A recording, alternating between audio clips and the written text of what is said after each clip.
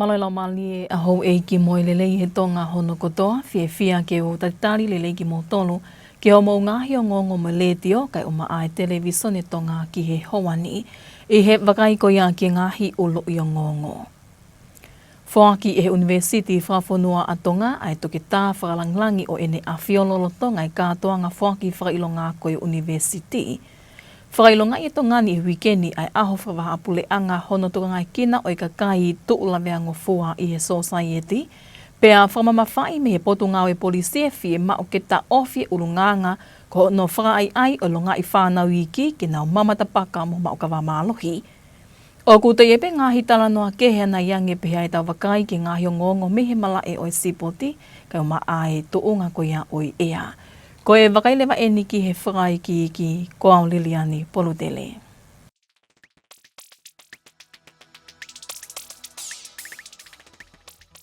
Kua whaaki kene a whio King Tupo Wonoi uluaki toke tā whakalanglangi ke whaaki e University whawhanua o Tonga. Ko e tumutumu ia kātoa ngā tāna ki tuunga e University e pongponge a honi, ko e kau ai hau o e whanua tamatu i he kau mao whakailo ngāko o e University. Ko hono whaketoi ni ki hene a whio e he tokon pule whakalanglangi e University, whaifkau te ki tātu i polotu kātoanga. E ki palemia te ki tā Aisake Valueke, e ki minista ako te ki tā uhilamuilang whasi, pe he ki tokon pule ako e University te ki tā Tankina Steen, ai te kata whakalanglangi e University whawhanua a Tonga ki hene awhio Kingi Tupo Wono. Ni whahoklewa he eki Palestinians e Tonga tawataina whaiwhikau se mis whanua ai lota tāpuaki o e te kata whakalanglangi ni. I whamatala i pule o University ni te kata masaspaunga i hene ripoti whakatau ko kakata ngawe ki hono le sita University pene te whaha e kamata he tau who'ou ai ngahi polokalamako who'ou. Ke tauni i kamata o Sanuari ne lama kakato ai a hono mao e le sisita porque registration o University ke hoko ko University. Pea ke lama ke ne hanga whakahoko e ngahi ngāue ko ia. O malama ke whakahoko e ha University pe i mamani.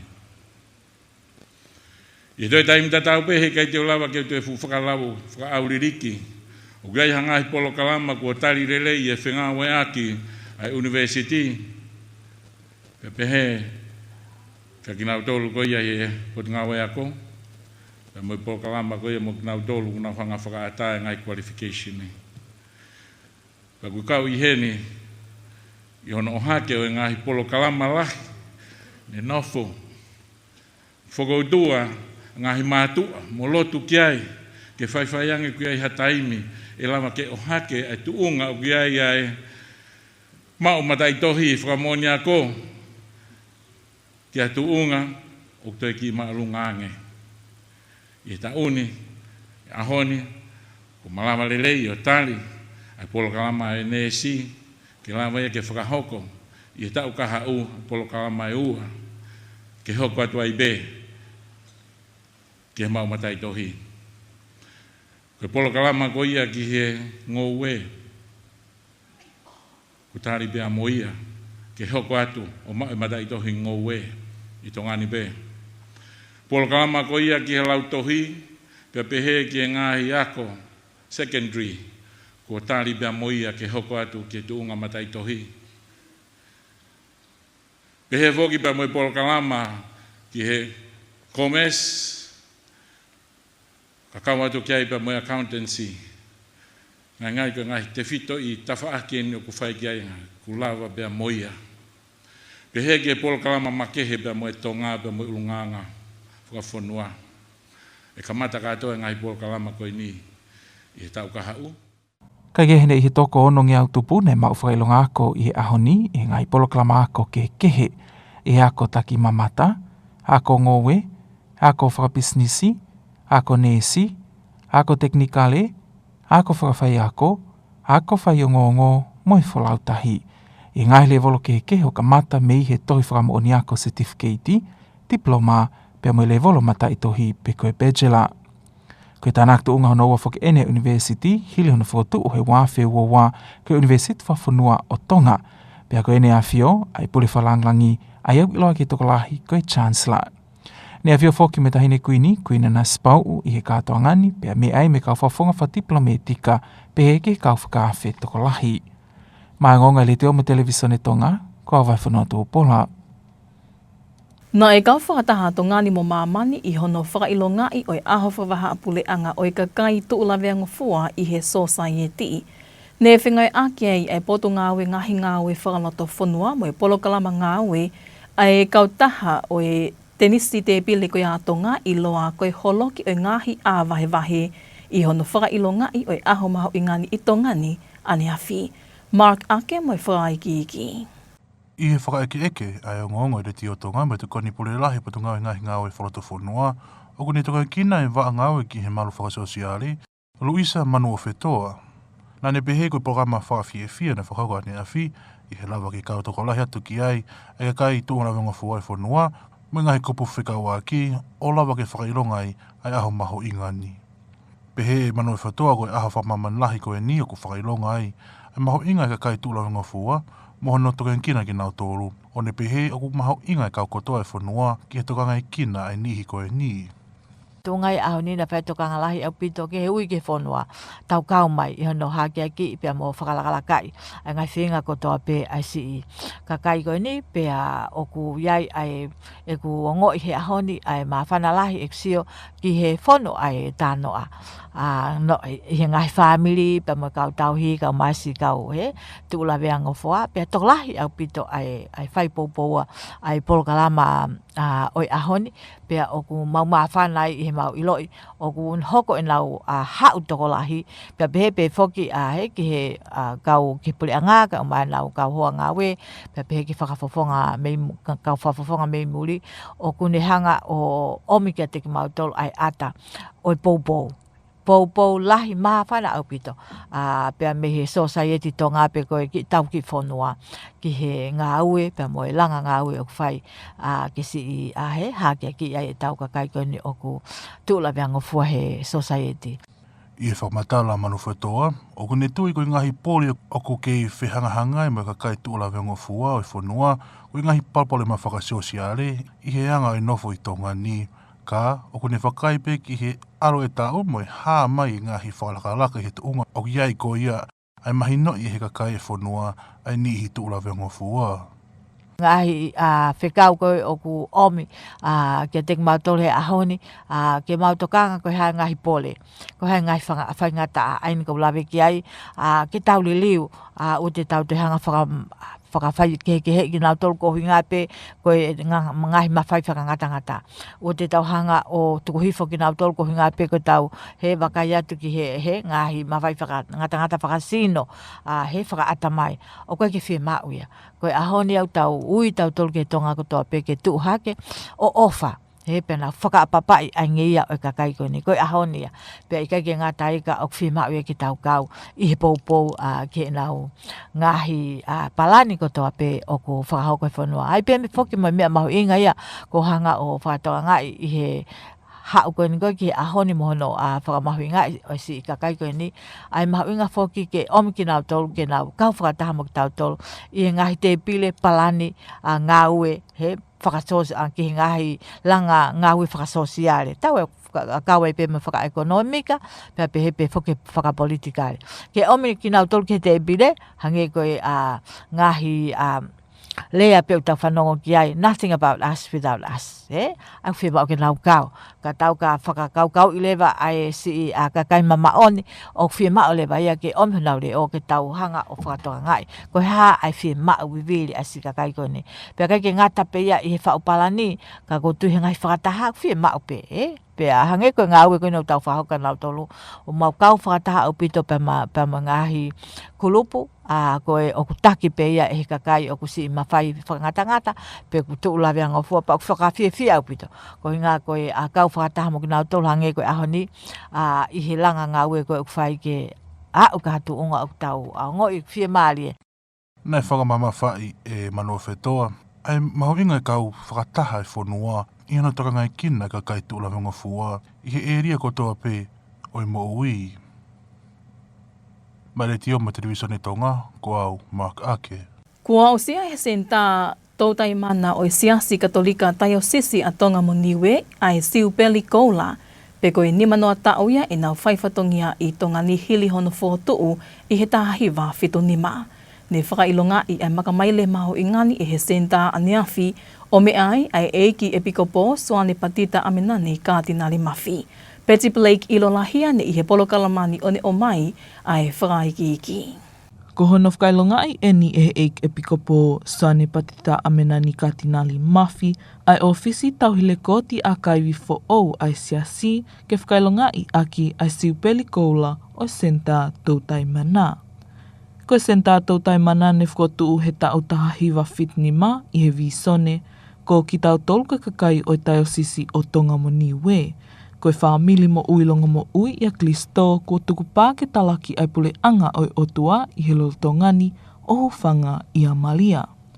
O whakatau mua ke langa hawhale ako ma ai whanau o siasi pe o iloa ko ECL o hange ko whakamatala a pātele ma teo ki walu ki o ngongo ai le tio mo televiso ne Tonga. Kana ia I bea tala I whare na I whai sa ne hoi peto me ai bea ni nai he. Ai bea ai whakakau mo ne toki mana no whakakau ia pātelesia e propo mana tō o ku whia mau ke iai haapi. Ai anai whakate whito le vai he ECL, Education Christian Living, ke nau whoki mai lewa ke apin langa ai whale, langa moe holo ke whaia e nau ako.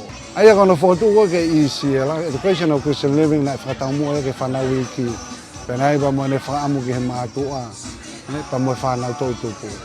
Ana uhinga ia ke family ko ia na ia si ai be foi ngai kupu misiona ia si a kona kula be ko ai ana hoko leva ai mana ko a pini ke ne hanga fama opo mai ko kua ke no he amplela beta ka fama malu to ta ko to be si I hanga o fa hoko me to tai mana kai ke he ono whakawa ai ofisi tauhile koti a kaiwi ai senta na e whakahai o iai e whakaamu ke tauhiai ai ngai whakamatala ai siasi o I kai ngatape I tongani, kai kau ki ai moha ngai whakamatala le koti o whilawe I me ngai tayo sisi I ngai whanua ke kehepe o hange ko Nusila mo Australia. O I kai ke whakangata ai ngai whakamatala ko ini ke ngai aki e ni ihipe o I siasi, kau te atape ke kakai o I whanua. Kai ke hene kamata aki pē ai katoa ngā hauau misa whakawhetai I pongpongi ane a whi o tāpoi kina ai aho mo hoa ma o mea tokoni pe he ke ngai whakawhiawhia ke he pē. Ma ai ngongo ai le teo mo televiso ne Tonga, ko au Betty Blake, ilolahia. Kua lahi ngāhia ko anga mā olungange siasi wa Siriana tawataina o Tonga I he whanuani. Pea lahi hono ngahi polokalama mā o lunga le leimo tāu ke whakaiwi ai a koe whanau ki he kāu. Kau whakaama kau tāke o siasi, ke whakatataha I ki nao tolu ke toi hiki iha ke polokalama ko ke toi mā o lungange o ao ke ngahi mata I tohi mā a koe tokanga he ko whainga mālie pea lahi mata I tohi PA o ko mau I tongani kai sisi whainga mālie ki he whanau toko lahi ke toi hoko atu ai a ko. Ie ne pehe ko tālia I minista ko moako ngāwe ai kole ne whai I he siasi ke whotuha na University I Tongani. Ko e ngahia ko anga maolonga ai siasi o te waki ke whātātaha I he University ni o ko kau kei e kolisi tohi tapu ko sia atou tai a pia ko te siale ko tupo petiti ai moi kolisi ngowe ko hango.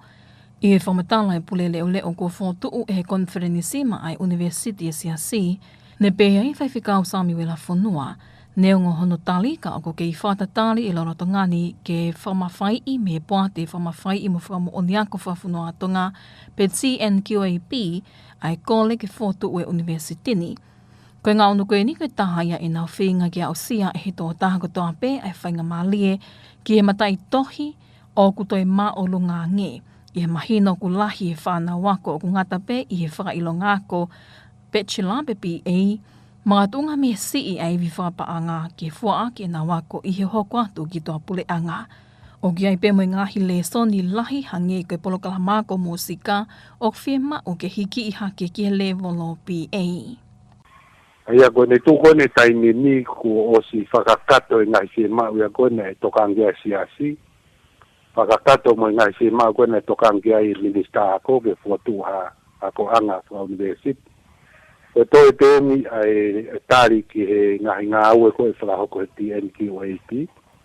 Ai ko ngā aue ko ia ko si whakakakato pio tuku ki ai. Pa te nau toki ngā aue nau tōria ki ai. Ka pāu lewa e mau maari e te ngā si e mau tōru nau whaamu ki ai. E rawa lewa whakahoko ai whaamu ai siasi.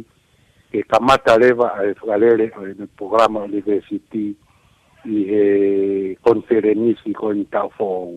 Kai ke uhinga ike ngai programa ako. Ko uhinga peke whotu lewa ai ngai whaunga. Pea moe ngahi whotunga ngā ue. Ke afe lewa ki ai au no whakalele koe o ngahi ako anga. Ako anga maalunga ange. Pea koe whakanganga ka mau lewa ia. Pea to kamata lewa ai whakahu koe o whanau wako koe ke ngai ako anga koe ni i he wa noa ua fitu. Koe nau koe hu koe ki he ngai ako anga koe ia koe o whatatahai ki nau tōru au malu i he university. O ko kauki heni mo e nau whengawi aki mo e TNQAP ke malawa o whakamawhai i ngahi mata i tohi mā o lunga kua ko i ngahi ako anga taktaha. I he taimi e whakamalumalu ko toa ai i he university. Pe he whakao whanua o ke i whakaamu ke kamata lewa i ngawe i he university ni he konferenise siasi he tau whoo ka ke tāwhataha pe i he whaunga mo he whaunga ko ia ai ngawe e ngawe aki e university ni. Ko e whakafuafua e toki whakawa whakaofisiale ai university ni mai whanau ako i he wahawhi wafitu. Te konga pe eni e whainga ai siasi basiri ana tawataina o Tonga ke whakailonga i mo whakamanatu aki ai senituli ua ai noto i Tongani. Pea oku hoha ai poto ngāwe polisi ki he hāmai o e whaahinga tō onga mo ui, ko hono whaai ai e he whanau lalahi ai longa i whanau i ki he mamatapaka mo e maukawa mālohi. Oku maatu unga eni mi hono whakatoa ngā i he poto ngāwe ai ngahi ata vitio o kutu whaki holo i mitea wha sosiale o hai ai matapule o kune whaai ai ke mamatapaka mo maukawa mālohi hatokotaha kei tau si. I he whakamatala ko toko mai mi he poto ngāwe polisi ko e tokanga, he hoko eni ke uesia i he tuunga mo uilelei ai whanau kei tau i ki pea tūlawe ango fuai pena mo ui ki a ngahi tō onga mo ui i kai tau ki he kolo mo e whanua i he kahau. I ene pehe ko ngā ui ai kau polisi ki hono toka ngai kina o e palopale mako i ni o whakatatau ki he lao. O ko kei whamamawhai ai pe mi he poto ngāwe, o ko tae whakalau hono whakaha mo whakai ai o e tapaka, kawa mālohi mo a whaahinga tō onga i kai malu ki he whānau mo e tōko i kolo. O nau tapau ai pe ki he whanua, ke malu i e mo ui koia e nau whānau, me he whaahinga tō onga koe ni, pea ke whapapau i, o kuohi hake ki nau toro i ha ātakai o ku malu mo ui nelei. O ni ngongo whālota whanua ia me le te o Tonga uraki me waka mai televisione Tonga, koe ngahi o ngongo me malai o sipoti, hoko mai a mo pia o lie.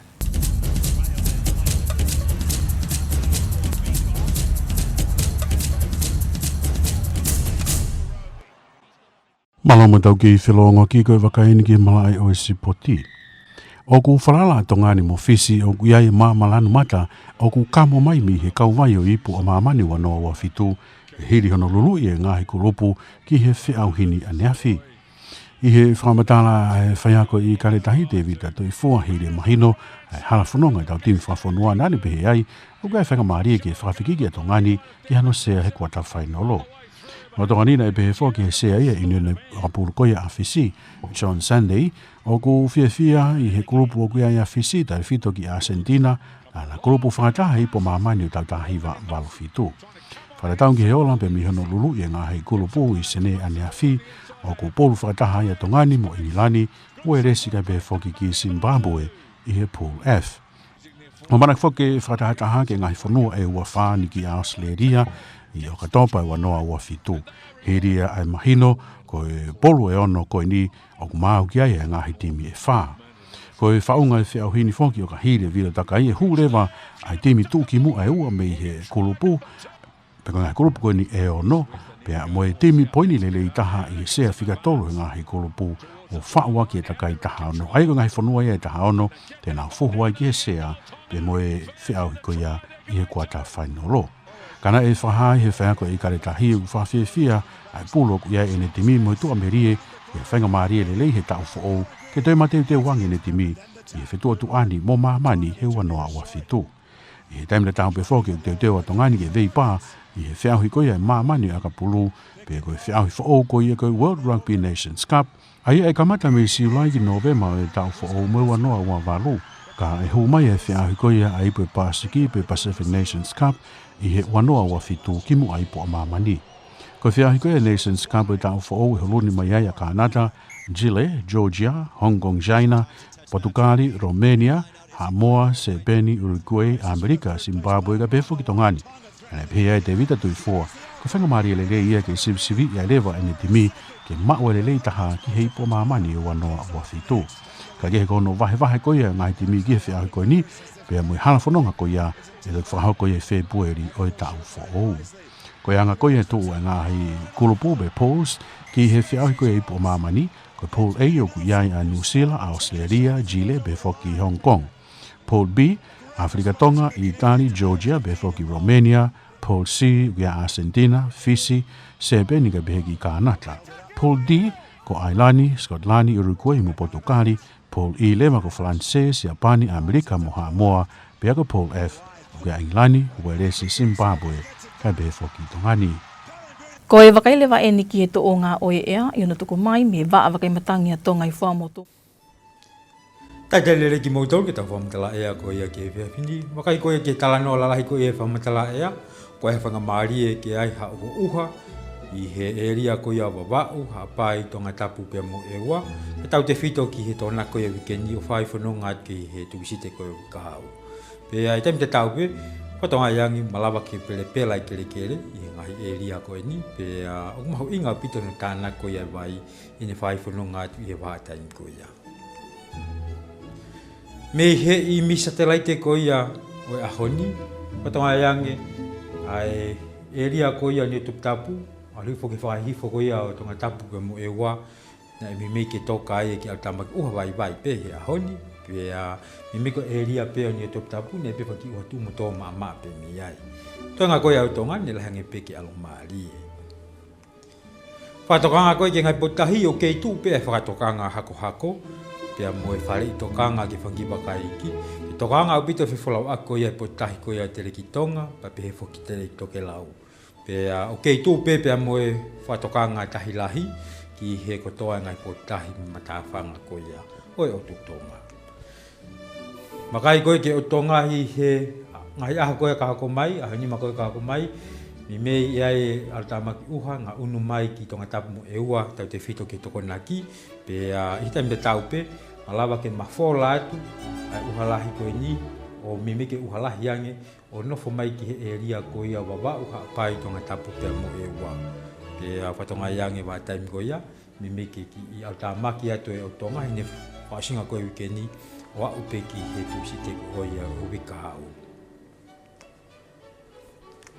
Whamatala ea ko ia ki he whiawhini pia moe pōni, whatonga yangi, i he eria ko i lani pulu, ko e whaki uha tu mo tō pe, mi me ke toka, mi peki he tawhakawhakahifo ko ia o wawau, hapai Tongatapu mo e wawa, pe he whoki, ke mi me ke nofo tonu he eria ko ia ni o Tongatapu. Iai pe uha, eria koe o wawau hapai Tongatapu mo e wa, malawa ki ai poni, ako di o tumoto maa pe, ako eria koe ia o ni Tongatapu, ia e whangi uha tumoto, pia malawa ki lo lahi angai taimi. Koe moko taha koe fo mawhana, mi mei ke tilise o sase wa taha ki he uaua, ki Nuku'alofa, pia mo e ua, Tongatapu pia mo e ua, pia pehe foki, wawau mo hapai, mi ke ua tolu, pia koe ngoni wa, mi mei au ki tiri, se sase wa whaa. Mi me ke angi ki pe havili e ne whai whanunga koe he pōni, mi me ki he maritahi pe e ngofuru ke hoa, he kotoa koe he tonga. I ne whai whanunga koe a pongpongi, mi me ke lahange pe ke alomari e ria koe a wawau, hapai Tongatapu mo e ua, tuke hange pe whanki ua tu moto maa pe, ka ko e ria koe a mani ua, mi me ke au awhia ngai taimi pe moha uha tu moto. E mawhana taha koe ea, mi mei ke au ki tilise o isa se tolu taha, e ria ko ia o e ngoniwa, pe he foki ki wawa mo hapai, Tongatapu mo ewa e au pe ki tilisio siasi wa hiba ki he to noa. Ko havili me ke mamalohi pe havili i wawau a pai Tongatapu pe mo ewa pa pe foki tele ki Tonga e me ke hako ia au pe ki he maritahi hong to noa ki he hoa ngai taimi. Ngoniwa me ke angi ki pe au pe ki maritahi hong fu ki hoa. Taimi ko ia e tahi e maha toka e tahi ki ahenghengi i he osminte nima ko ia pe mi he taha, pe tau maari e oskwata ko ia pe mi fitu ki a pongpongi. La me mahina e hopela a pongpongi e tomi te ngofulu ko ia ki ono, pe to e mahina osminte wanima pe mi nima ki ahenghengi. Pamatala ea ko ia he aho e nima ko ia ka hako mai ki Nuku'alofa, watonga iangi ki me ki almaari pe a pongpongi, walaite, e ako toinga ko ia me toko nati o whai whanonga ko ia ki tu si te wikau e lai whenga maari ki a hao uha e ria ko ia Nuku'alofa. Pe malawa peke mana tau te whito ki he sāpate Moimoi te pehefo ki tu si te wikau. Mawhana taha ko ia ea me meke nofo e te risio sase wa whito ki he tōku noa. Kwa malawa te mumia mai, mumia. Ko e tuunga ia oe ea ka tau te wakayangi pehiki ngahi ulo i o ngongo. Whaki e University whawhanua a Tonga ai toke tā whakalanglangi o ene a whiololo Tonga i kātoanga whaki whakailonga ko e University. Whakailonga i Tongani i wikeni ai aho whawahapule anga hono toka ngai kina o i kakai tuulawea ngofua i he society. Pea whamamawhai me he potu ngau e polisi e fie mao ke ta ofi ulunganga ko no whakaai o longa i whanau iki ke nau mamatapaka mo mao ka wamalohi. Mo e kakato e pe iau e ngahi o ngongo me letio kai o maa e televisione to ngā ki e hoa ni mo e whakaamu ni au taki kotoa atu pe ia ki he loto whale kotoa. Kai malo e tau kei whi au mai, ka mō mea.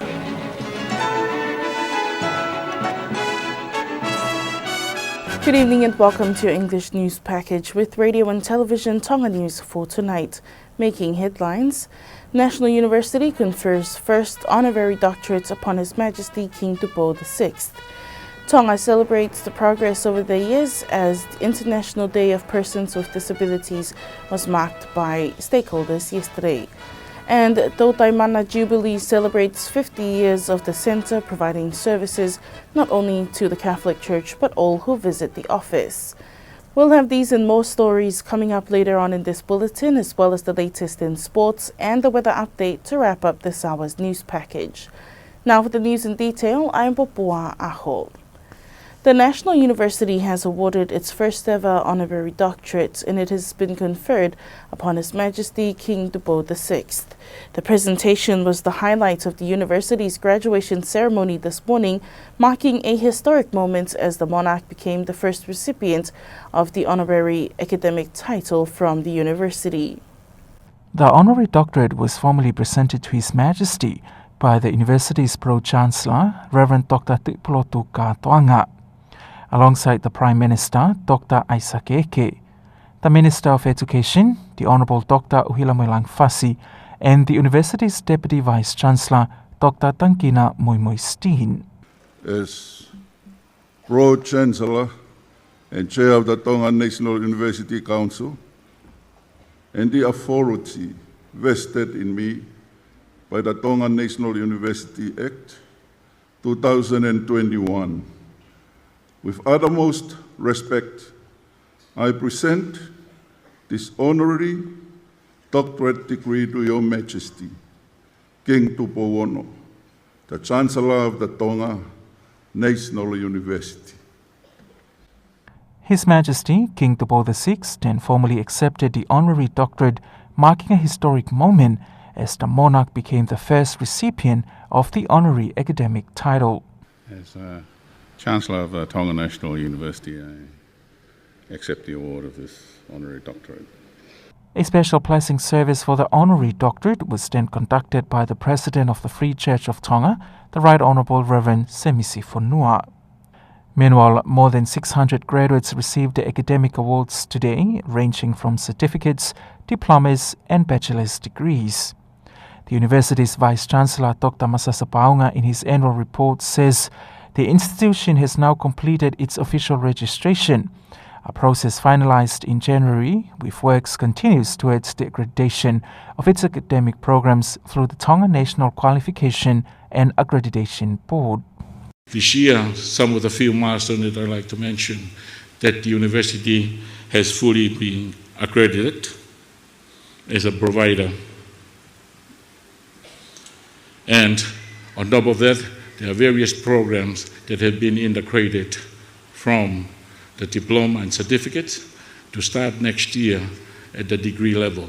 These new programs include bachelor's degrees in business and nursing, along with several other fields.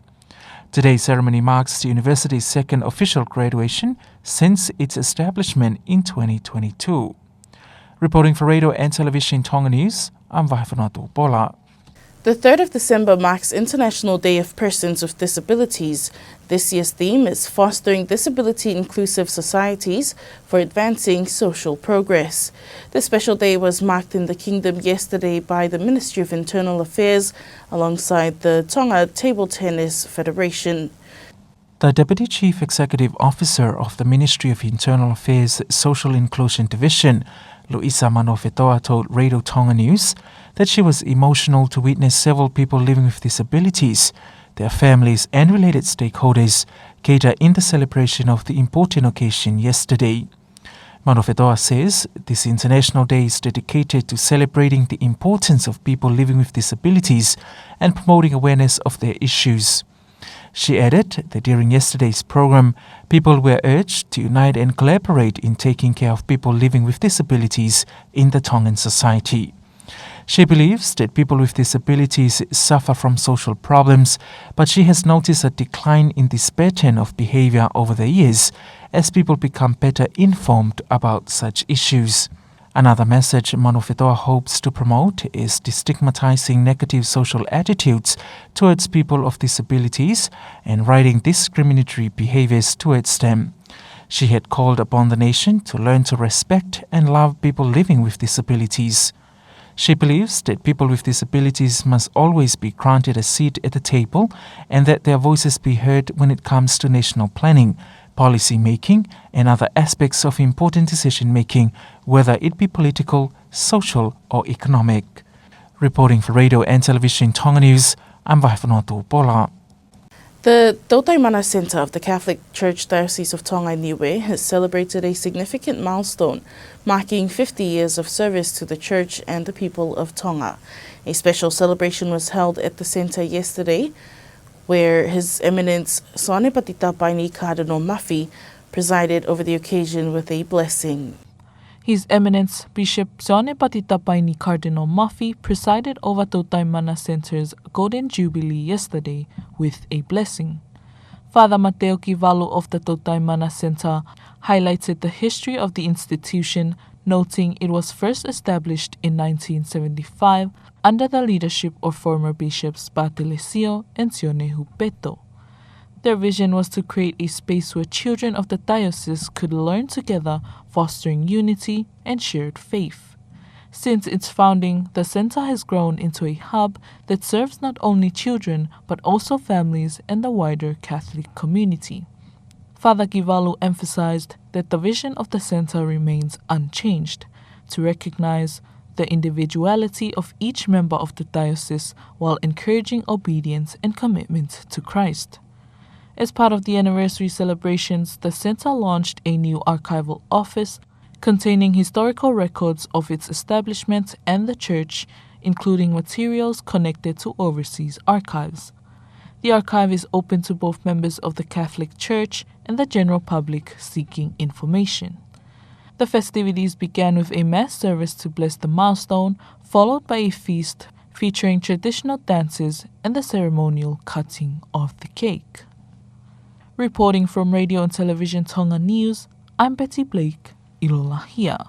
The Free Wesleyan Church's request to establish their very first university in Tonga has been approved by the Education Minister, and now they are awaiting the final approval from the Tonga National Qualification and Accreditation Board, or TNQAB, for the university's registration. Speaking to Radio and Television Tonga News, and the acting Vice Chancellor of the University, Reverend Samuel Fonoa, says preparations for the establishment of the university are currently underway, although the application is still pending from the Tonga National Qualifications and Accreditation Board, or TNQAB, for full recognition of the proposed university. He says this follows the church leaders' vision to develop and elevate the church's education system to a higher standard, making it affordable for all students.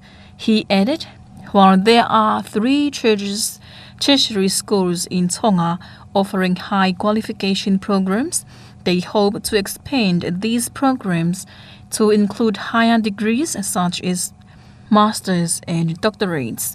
This combination university of the church includes the Seattle Theological College, Tubo Tertiary Institute, and Hango Institute of Agriculture.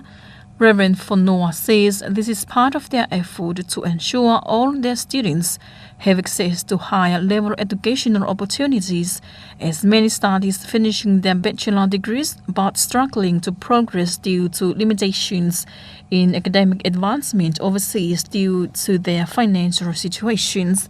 He also pointed out that several programs at these tertiary schools currently lack bachelor qualifications, but with the establishment of the new university, the church hopes to elevate these programs to a higher level.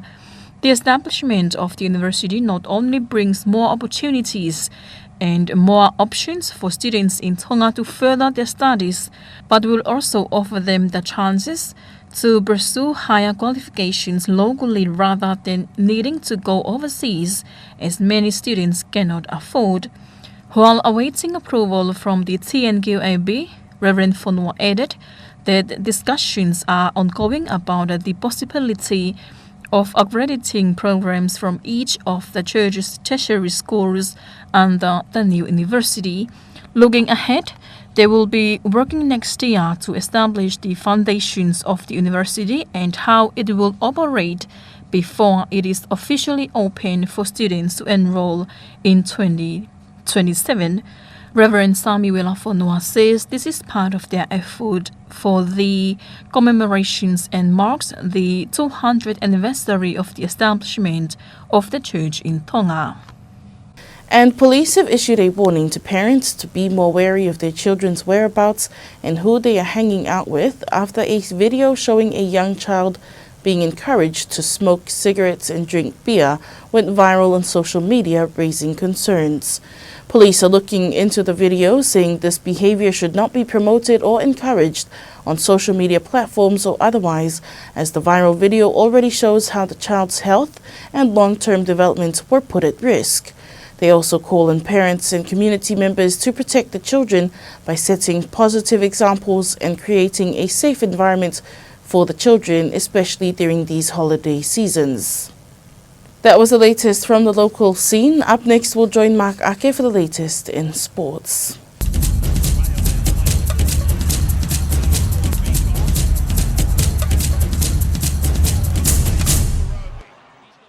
Welcome to this hour's sports package with radio and television Tonga news. To Rugby Union, Fiji and Tonga believe that their teams have been given good chances to advance past the first stage of the 2027 Rugby World Cup. Ikaletahi head coach David Tatoifua believes that the team has a great opportunity to make the round of 16 at the tournament. Meanwhile, Fiji Rugby Union Board Chairman John Sanday says he is excited about the fact that Fiji has drawn Argentina in the same pool, a repeat of the first World Cup pool in 1987. Following Wednesday night's pool draws in Sydney, Tonga has been slotted into Pool F with England, Wales and Zimbabwe. The World Meet, to be played across Australia from October 2027, will for the first time feature 24 teams drawn into 6 pools of 4 teams each. The top 2 teams from each of the 6 pools will be joined by the best 4 third-place teams in the round of 16, which will be the qualifiers for the quarterfinals. Toifua said they are happy with the pool and is hopeful that the 2026 season will give them the opportunity to prepare well for the World Meet. Tonga will compete in the new World Rugby Nations Cup, which will be played across the July and November international windows in 2026 and 2028. They will also compete in the Pacific Nations Cup in 2027 before the World Cup. The 2026 World Rugby Nations Cup will also feature Canada, Chile, Georgia, Hong Kong, China, Portugal, Romania, Samoa, Spain, Uruguay, USA, and Zimbabwe. Tuifua said that the competition will give them the opportunity to test themselves, and he is hopeful that the Ikaletahi will be able to secure their top and best players by then. Match schedules will be announced on the 3rd of February 2026. However, here's a look at the pools for the Rugby World Cup. Pool A, New Zealand, Australia, Chile, Hong Kong, China. Pool B, South Africa, Italy, Georgia, Romania. Pool C, Argentina, Fiji, Spain, and Canada. Pool D, Ireland, Scotland, Uruguay, and Portugal. Pool E, France, Japan, USA, and Samoa. And Pool F, England, Wales, Tonga, and Zimbabwe. That was Mark Ake with your sports news. That wraps up this summer's news package, but before we part, here's a final look at tonight's top stories. National University confers first Honorary Doctorate upon His Majesty King Tupo VI. Tonga celebrates the progress over the years as the International Day of Persons with Disabilities was marked by stakeholders yesterday. And Tautaimana Jubilee celebrates 50 years of the centre providing services not only to the Catholic Church but all who visit the office. That was the latest news with Radio and Television Tonga News for tonight. Thank you for joining us. Have a good evening.